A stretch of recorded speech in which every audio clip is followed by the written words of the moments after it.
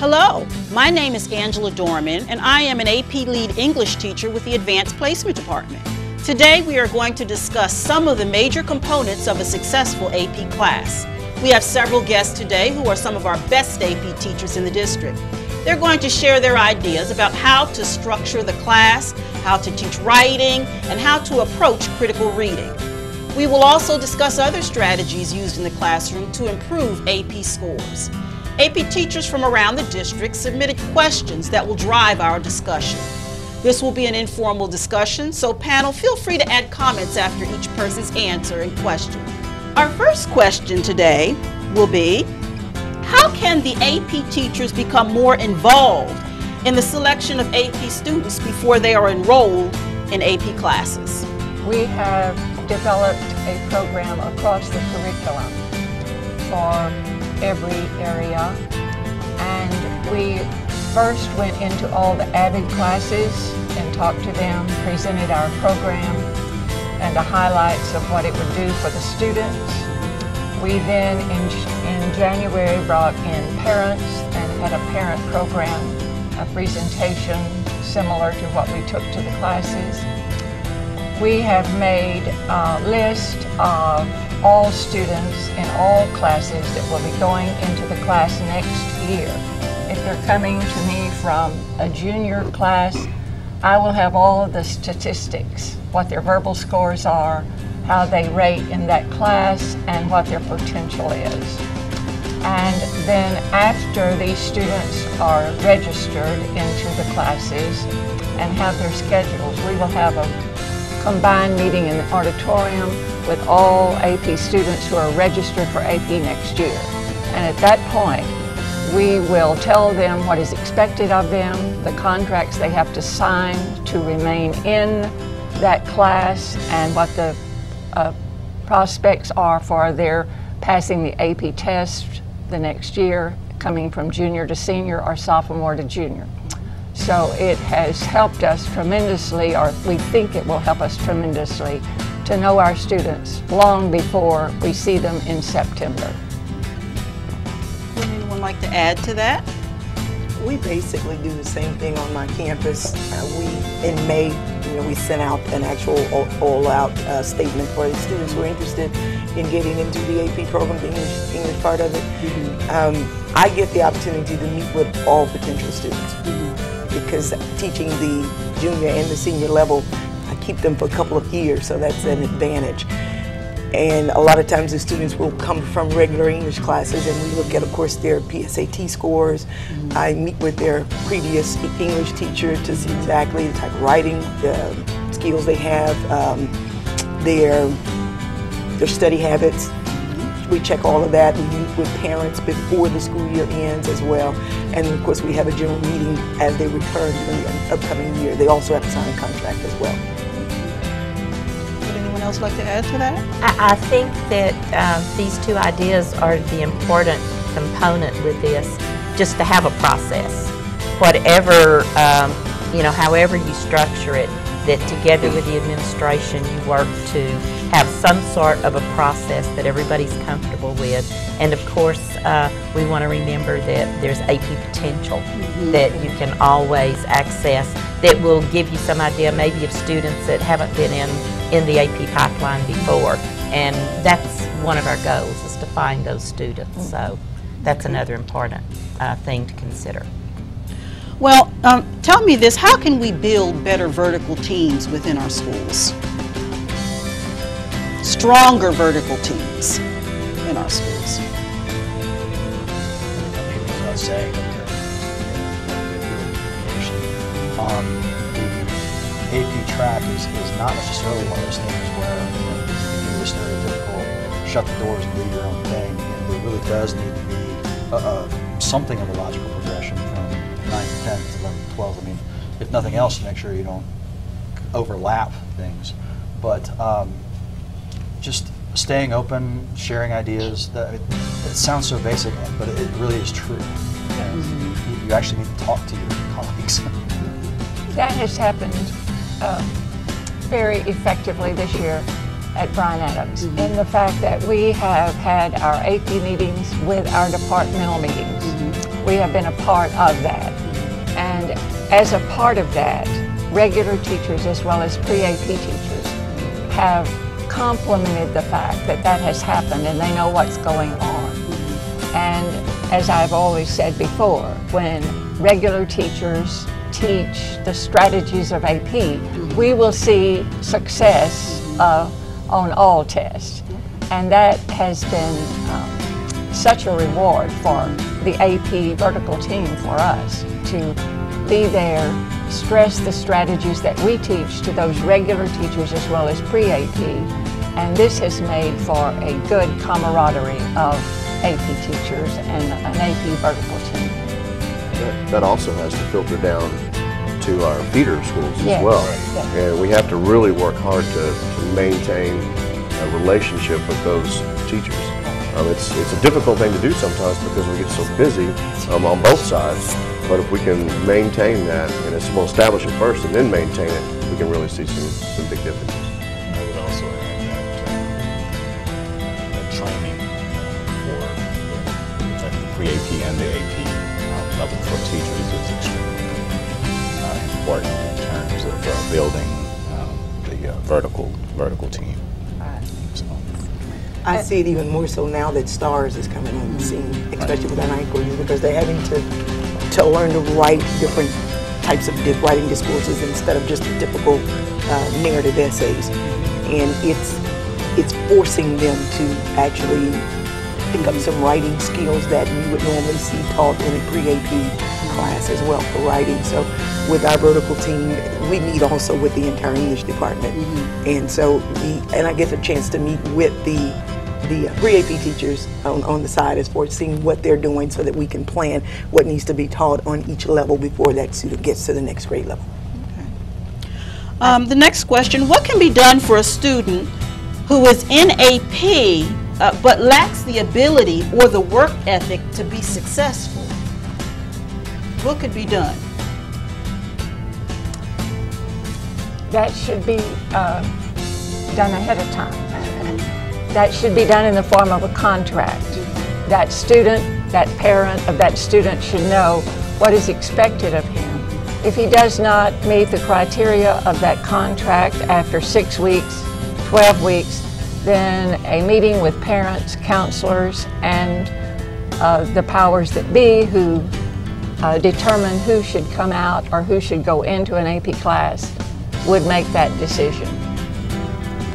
And those standards have to be continually pushed to the students. They have to know that they're going to have to perform. Right.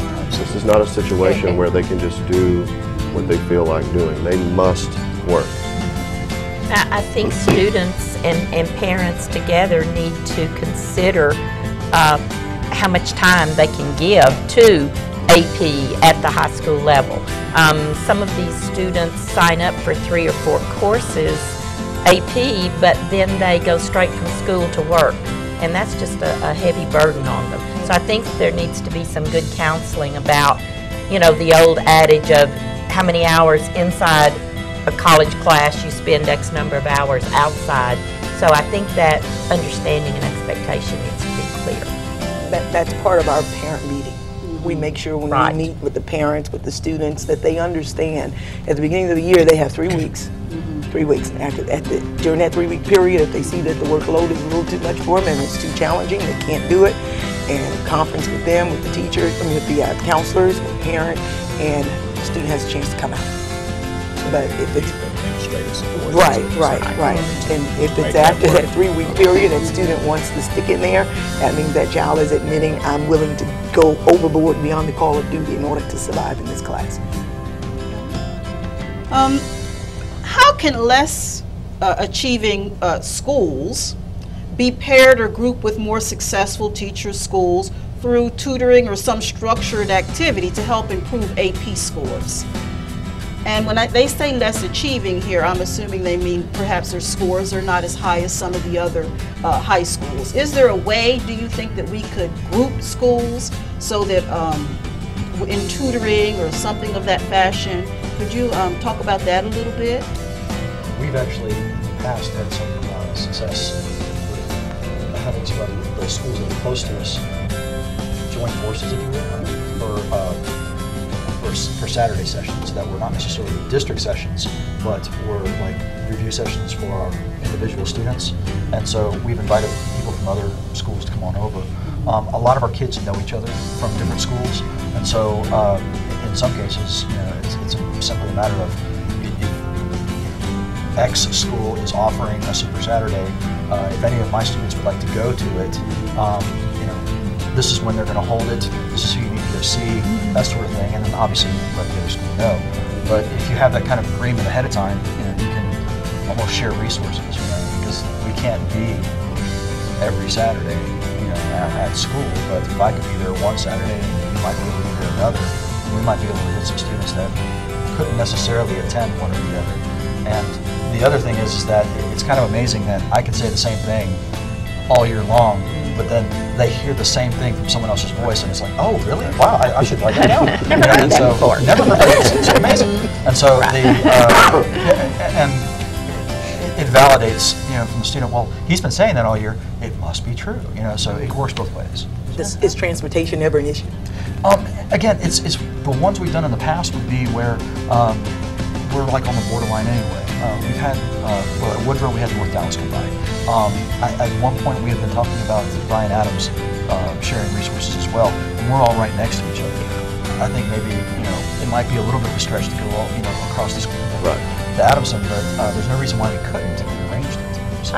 I think the more our program grows, which is what we want it to do, this is a direction we might really consider as a group of AP teachers from the schools, you know, to, and the Saturdays, you know, the Saturdays we choose are so few when we have the big all district prep session that may hit on something where the student can attend. But if we knew that, you know, Melina's having a 9 to 12 prep session, you know, with, you know, prior knowledge, anybody that wants to come, let them know. And I think as a group of teachers, we could look into that. With the budget cuts and, you know, the seriousness of the situation, bus transportation is not available as readily as it was. So I think that's something we need to, as a district, Our AP lead instructors have done a lot to show us that these models can work. The way that they move around to different schools and work with new teachers especially, that kind of formula can come together, no doubt. Right, but I hadn't thought about it, Brad, but pairing a newer teacher with a more experienced teacher at 2 or 3 schools would be a great Saturday situation. Okay, well, let's switch gears a little here and talk about summer reading. How can we better ensure that students will read the assigned summer reading? Do we have any ideas on that? That's a tough one. I'm going to try something different this summer. This year I actually started putting blogs online. We've got a special blog for language and lit students, and they are so excited when they have to get a chance to go online and post on the blog. So I'm going to utilize that this summer. So with their summer reading, I will have email addresses and I will be communicating with them through via technology, and we'll get an opportunity to tell them they got a blog online every other week or something like that. You know how many chapters I tell them to cover in the book, and see if that will entice them to do a little bit more reading. At the end of the school year, I meet with all the sophomores, and they get my email, but I also get all of their emails. And so I have, my list is already set at the summer, and then they are required to email me a certain amount of times over the summer over the novel that they're reading. And then once they email me, then I know that we're in contact now, and then I email them back another set of questions. They have to send me something, a question, I answer the question and send them another question. They have to email me 3 times basically over the summer, and we have this little conversation that goes back and forth. That's great. But the nice thing is that when I look at my list and I see the kids that I have not have not contacted me, then I can contact them and say, you haven't contacted me, you know, and normally I can get them. This is always an issue, and I've sort of done a lot of research online just looking at what other schools do. And one of the components, and I've done this, you know, at various times, I think the kids need to be responsible maybe for some hard copy thing in addition to just reading the book. It could be an interesting art project or just something that would be more than just saying read the book and show up with the book. And I know that some of the language classes do, you know, looking at editorials over the summer and doing something like that. So I think there needs to be some component that is more than just read the book. Now, a couple of summers ago, we did Fast Food Nation. Right. And the students actually had to create a documentary video. So after having read it, that was part of a project they had to come into the school year with. So it was quite interesting. They got put out a few fast food restaurants, but one of them actually fed them. So they had all of that on video when they brought the documentary to class at the beginning of the school year. So it was very interesting. Teachers might also remember that the 500 and 600 page novel turns off the student. If you can let yourself assign smaller novels, they will read more actively and they will come to class with more information. And some teachers just can't come to that point, that less is more. And we teach that less is more in AP all the time because we do not have to teach 25 or 30 novels where 2 or 3 will be sufficient if we do it well. Okay, and while we're on the topic of reading, what about reading comprehension? How do we improve the students' reading comprehension so that they can get the most out of that text? What are some of the things that you do in class?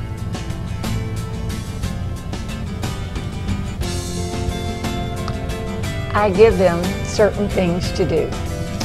If I give a cutting from the novel, or if I give them a short story to read, or a poem to read, and I say you cannot get into this poem or this prose to analyze it, then you must have handles out there that you can use, such as what is puzzling about this? What is surprising about it? What is? You have to give them open-ended ideas in order for them to get into the text and then come back to you with good discussion. One of the things I'm trying to do now is to use the internet more, and so I'll ask a couple of weird leading questions. You know, go look up this guy. You know, go look up this concept. Tell me what this is. Be ready to talk about it next time. And then when I give it to them, they'll know that, oh, that little sidebar thing, you know, I was supposed to know about that. Oh, that was that thing I just read, and sometimes that kind of shoehorns them into something when I don't necessarily have a lot of time to stop the class and say, okay, well, let's go back in history and look at that. So that it's kind of an interesting way to. I'm having mixed success with it, so it's kind of an interesting thing that I'm trying to put out there. You know, get them to understand that there's more to their reading than simply something on the page. It's, you know, there are other things that went and influenced it and have extra meanings behind it and everything else. There's that. There's also there's a dictionary of illusions out there, which is kind of a fun resource to have in class. And if you get the deer in the headlight looks like, you know, I have no idea what you're talking about, then you want to say, okay, first one to get it out of the dictionary, give it to me, and they'll pop open the thing and look for it. So you can do little scavenger hunts like that. Sometimes, you know, you put enough emphasis on it, well, this was actually really important, you really should have looked this up. You know, if they've had the text ahead of time, that is.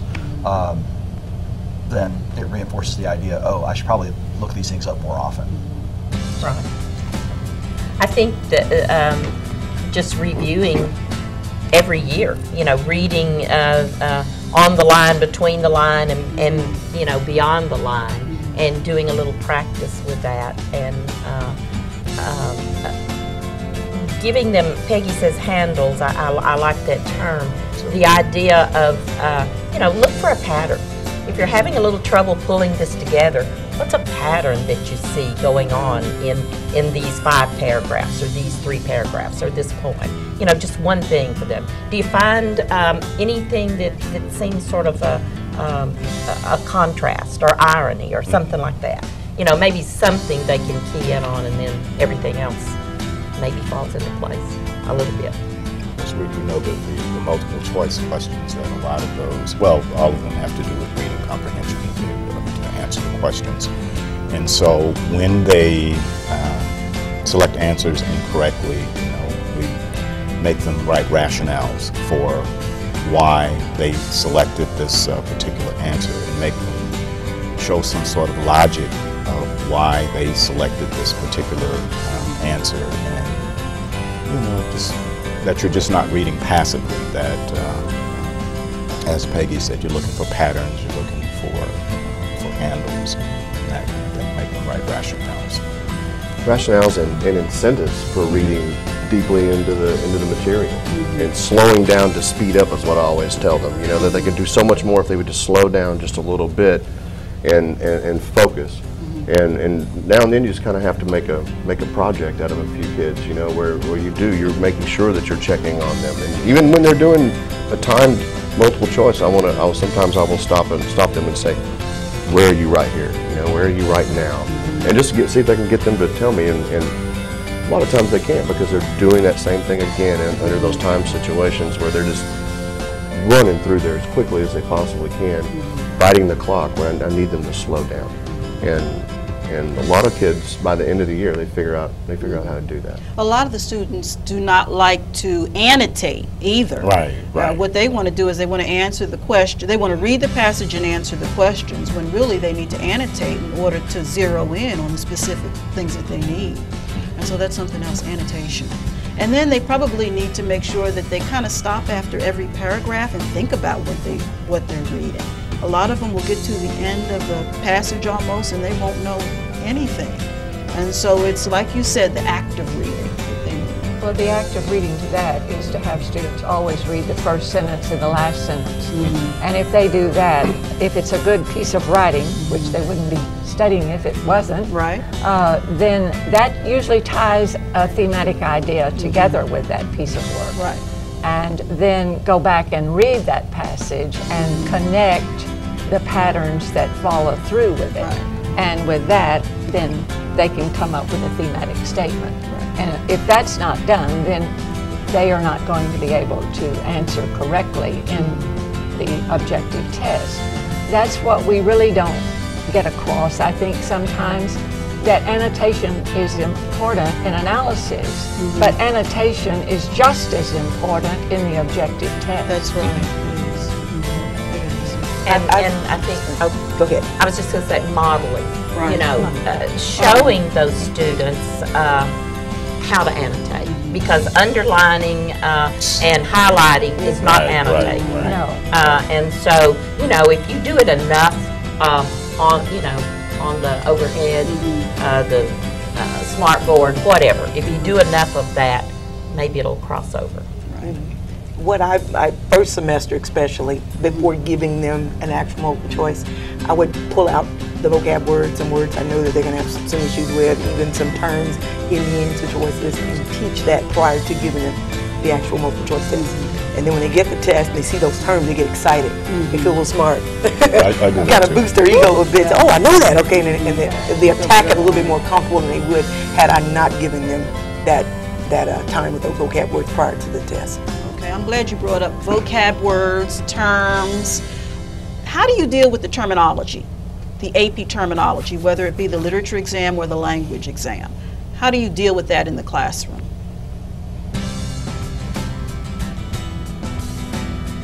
Okay, terminology as in? As in the language exam, you have your own terminology for the language exam. Some of the words, anaphora, so forth and so on. And then there's different terminology, of course, for the literature exam. How do you deal with all of that within that 1 year? How do you teach that? I think you have to teach it in context. That they'll memorize the term, but when you're working with something, I think sometimes you just have to say, wow, look in this paragraph. Do you all see that paradox? Do you see this? Because they can memorize the terms, but then they cannot apply them. Right. So again, I think it's that modeling.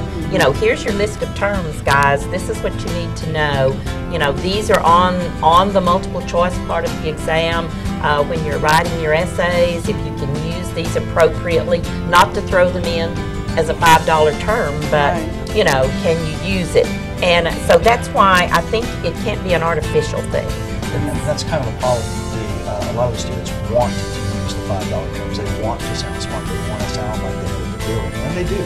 But the bigger trick is, you know, if they can't remember the fancy term, can they describe what the thing does? Right. If they don't remember what an afra is, but they recognize that there's a repetition of certain key words, you know, again and again.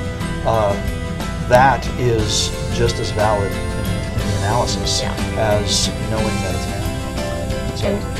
And certainly with, in the realm of what the teacher should do, we should use terminology. We should not say vocabulary. We should say diction, because you don't see that term vocabulary on the test. So the more that we can use the terminology that is used on the test as syntax for sentence structure, as diction for vocabulary, etc., then with the student hearing that in the classroom at all times, then they're going to pick it up more and use it themselves. Especially when we use the different forms of those words. Yes. And if we can, you know, use that a lot, show them that they can, you know, that they can, there are several different ways that they can use that same term. And once they figure out how to do that, then it doesn't sound like they're using the $1 million word so often. It's a little smoother. That's where the mistakes happen most of the time. Yes. Okay, this is mostly, I think, geared towards the language teachers. Some teachers teach little to no fiction. Some teach a great deal of fiction, including both early and recent American works as well as novels. What is the best approach? I've been advised to teach no fiction. I've also had friends and colleagues say that it's ridiculous not to include fiction. What is your position on this? Actually, the College Board has a position on this. Yeah, I think the College Board's position was that they don't dictate what you teach, so you're pretty much free to do whatever you want. But as far as what I would suggest, it would be whatever material you're comfortable with, as long as you're getting across the objectives. I don't think there's any kind of set, you must do this much nonfiction, you must do this much fiction, etc. If the object is to figure out what the rhetorical purpose of the author is, you can do that just as easily. I do it in Heart of Darkness, as I can do it in FDR's Fireside Chats. You can still pick out what it is they're trying to get at, what it is you're trying to do. In fiction, I mean, there's a rhetorical point to all of it. So do whatever fits for your plan. And if you've got an overall theme, like if you're following along with the American literary track or whatever, you're necessarily going to have some things in there that might not necessarily be covered specifically by, I mean, that might be better fit for AP Lit as opposed to AP Language. But if you get at what is the author trying to do in the course of the literature, there's no reason why they can't do fiction. Yeah, I believe that they should do fiction, you know, but I also believe that the test is basically nonfiction. And because it's basically nonfiction, sometimes I think that the kids don't get enough of that, you know, early on in the 9th and 10th grade. So it's although I believe it's a good idea to teach the fiction, I think it should be mostly nonfiction. You can't do without it, you're absolutely right. I mean, you have to have nonfiction, but you don't have to necessarily exercise everything that is fictitious. As a junior teacher, I also though feel like I kind of have a responsibility to my senior teachers to continue working with them with literature. So you do have to do that. You do have to do it. Although it is primarily a nonfiction. It's primarily a nonfiction course. I would pull in a fictional piece based on whatever theme I'm covering for that 6 weeks. With all of the non-fictional material, I will pull in a fictional piece in order to sort of drive home the setting of the time period that we're studying and so forth and so on, and the attitude of the characters, how it ties in with the fictional piece as well, with the non-fictional selections that we're dealing with. Working with them with literature, so you do have to do that. You do have to do it. Although it is primarily a non-fiction. It's primarily a non-fiction course. I would pull in a fictional piece based on whatever theme I'm covering for that 6 weeks.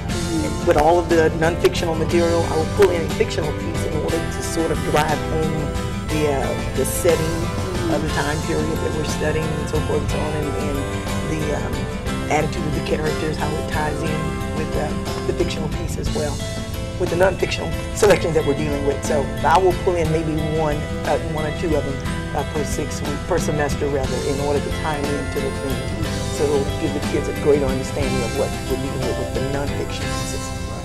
So. These are short pieces. Yes. That you wrote, 'cause yes. we did one long Yes. work, I one think long it- work of fiction. I think it goes back to Patrick's opening statement. It's got to be the expertise of the teacher to know what my ultimate goal is with this. And, you know, how has the author used his craft to create? And whether it's fiction or nonfiction, as long as we keep that goal in mind rather than what's the story about, you know. Okay, how do you handle the need for remediation when your students' essays are so weak? What do you do for remediation when their essays are so weak? Take a good essay, model it before the class. Take a 4 essay, make it a 5 one, 5, make it a 6, and show the students how you do that. And with the models, they can follow. And they have to study good essays that are in the 6-7 range. We know they have to be in that upper range to make a passing grade on the AP test. So my theory is never give them a lower essay as a model. Give them something like a 5 that you can make a 6, or a 6 that you can make a 7. But modeling is the key to it. Get it on the overhead and show them how to make that assertion, find the evidence in the piece, and then make the commentary. And that's just not one time in one paragraph. That you need to stress that you have to have at least 2 to 3 of those assertions to build that paragraph from the annotation to a well-developed analysis. I totally agree with everything she just said. I actually, when I give an actual essay, have them write it, show them a model, and then I've pilfered a little technique from Shirley here with the highlighters. I use the pink when it's good and the yellow if there's some issues with it. But I don't write notes on it on the first time. I give it to them, and then they have to come sit with me one-on-one for tutoring after school. And then we talk about why the yellow is there and why pink is there, because, okay, what did I do right? Okay, what did I do that I need to fix? And even sometimes I will remove the names from those papers and I will show them on the Word doc machine and let the class look at the samples, look at the papers too, so that they can see what's good about this and what needs to be fixed. So they never know whose paper it is, and so it helps a whole lot. Well, I think every approved by College Board AP syllabus is not approved unless it stresses rewrite and draft and draft. And so, you know, by December, if students are only writing 5s consistently, I think that's when they come in and you work with them. What can we do? You know, 2 things can we do to move this up? Let's get the scoring guide out, look at the scoring guide and see, what does it say for the 5? Now, what can we do to move it to the 6? And again, the one-on-one, sometimes, you know, 3 or 4 students are sort of stuck in that land of 5. You can't let them off the hook. Right. You know, when they do a rewrite, if the rewrite is still not strong, they need to do another rewrite, and they have to continue writing. And I learned this from my old senior English teacher right here. Red! Talk about that. Hey, you know, she made me write and write and write, and that was something that I had to do. Look at you today. There you go. You're great. Okay, here's another question on writing. Should templates be used, formulas to teach writing? I hate templates because templates will generate formulaic writing that is the same thing over and over again. On the other hand, I love templates because templates give the kids who someplace to start. If they don't know the format, they can at least fall back and say, okay, well, I know I've got to do introduction, I've got some context, little pieces, and so they can go through and they can crank something out that in revision we can make better. But if they can't get it on the paper, then it doesn't matter. So it's a love-hate relationship for me. Teachers should also remember, I think, that you don't have to teach that whole essay at one time. Start with the thesis. Go from the thesis to the conclusion and set up a model for the thesis, set up a model for the conclusion. And then with that success, if they know what goes into that good thesis statement, that we have to, as in the third question, we have to name the author, we have to name the title of the work. But before we put the title of the work, we need to put adjectives that are tone words that define that novel. And then as the reader continues to find what the theme is, as in Joseph Conrad's vivid and mysterious Heart of Darkness, the reader comes to the conclusion that man's inhumanity to man is evident. Well, you've captured the whole book there. You've captured the theme. You're ready to go. And then, what did we learn out of that universally? Let's go to the end of it. Then we go back and begin to teach the analysis. But I think we try to put on the whole circus before we have given the introduction and taught them the conclusion, and then we can fill in the blanks in between. I don't like formulaic writing, but if it works for some students, then I'm going to go with it. I have a lot of students who come in from gen ed classes. They will not have come from pre-AP 1 or 2, and they want to jump right into AP 3. Attempts saved my life at the beginning of the year. If they say, I say, look, that has saved my life on many occasions in order to give them a formula to work with, and then I take that formula away from them once they get the concept. And then they're able to fly on their own with it. I think it also comes back to a degree that the idea of vertical teaming. If they've been learning how to do it, 6th grade, 7th grade, 8th grade, 9th grade, 10th grade, by the time they get to us, we can do those great big, putting it all together lessons. But like I said, if we get somebody who's never done it before, then we have the fallback. Well, this is what they've started with, and we can keep on from there. I think the word that's emerging today is the M word, modeling. I mean, a template is a model, and that's what these students need to feel success. And then our prayer is that those better students can safely move away from that and feel comfortable. But another reason that I think modeling works even with the strong students is you've got a time crunch. And it's different than any other kind of writing the student will ever do. And so a template saves them when they've got so much to say. But here's what I can do. And I know this will make a successful essay. Well, I think what you're saying is that those better students are going to find their own voice within that. But the others are hoping for a voice down the line somewhere. And we're hoping. We're hoping. Okay, so how many essays per 6 weeks, semester? How many do you do? How many would you recommend? If a teacher had to gauge that, about how many do you assign? It's going to increase as the year goes on.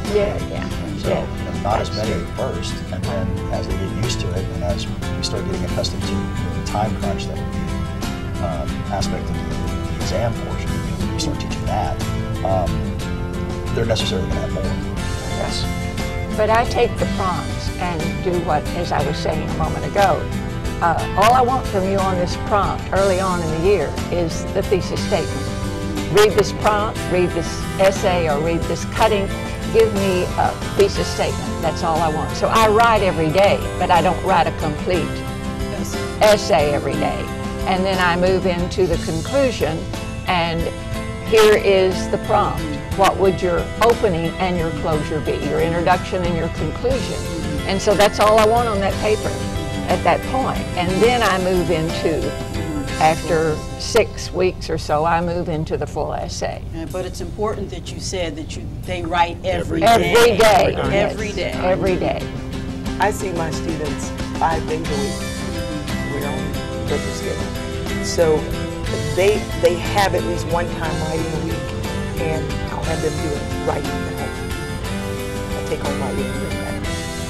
Because I only see them 45 minutes, so I can't even give them actually a synthesis essay in order to be able to read the sources and be able to write the papers. So I will have them read the sources, maybe for homework, and then they'll come back to class and write the paper in order to work around that. So, but they get approximately 2 essays a week during the second semester. And how many AP students do you have, Sandy? Too many, no. So I am constantly reading because of the language and the lit. And I know teachers that might be watching this are saying, you know, and we do have teachers in the district that have 160 students, AP students. So, you know, like with Peggy's suggestion, you know, and sometimes, you know, my highlighters have been my savior. You know, you can read that quickly and give them some, you know, comment, and I staple that scoring guide to the back and hit that number on the scoring guide. And you don't have to grade or score these papers like you do every essay they write. But and they have to do it in a time situation. By semester, these kiddos have to be writing in a time situation. What should be discussed in tutoring? The student comes to tutoring, what exactly do you do in that hour or hour and a half before or after school?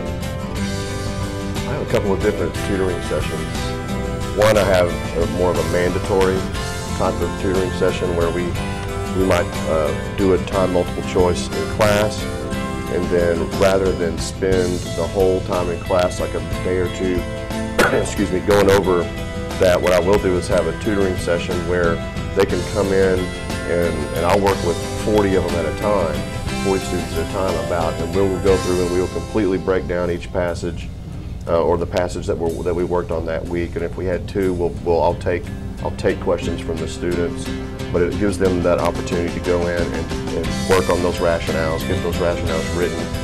It kind of cuts down on their homework just a little bit, because especially, as Patrick mentioned, things kind of speed up towards the end of the year. They're not just getting more essays, but they're also looking at more of these multiple choice practices and doing more rationales, and it takes up a lot of time.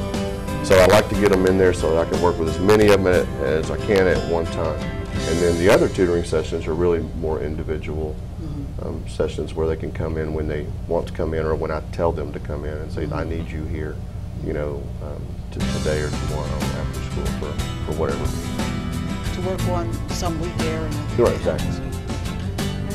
Yeah, I think that's a great distinction, and I think that's a good plan or formula. You've got one day for individual student help, but you really need that one afternoon a week, you know, or morning, whatever works, where you present a lesson, have something, and, you know, 15 kids come in, whatever, and you just work through it, because we don't have enough time in class to cover all the material and give them all the practice that they need. Preparation. So I think 2 kinds of tutoring work best.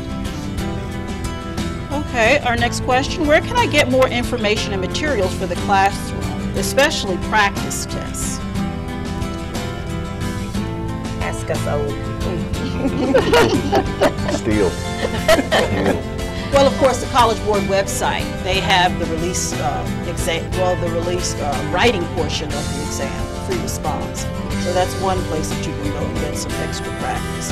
As for the multiple choice, you have several companies that have practice books that you can look into.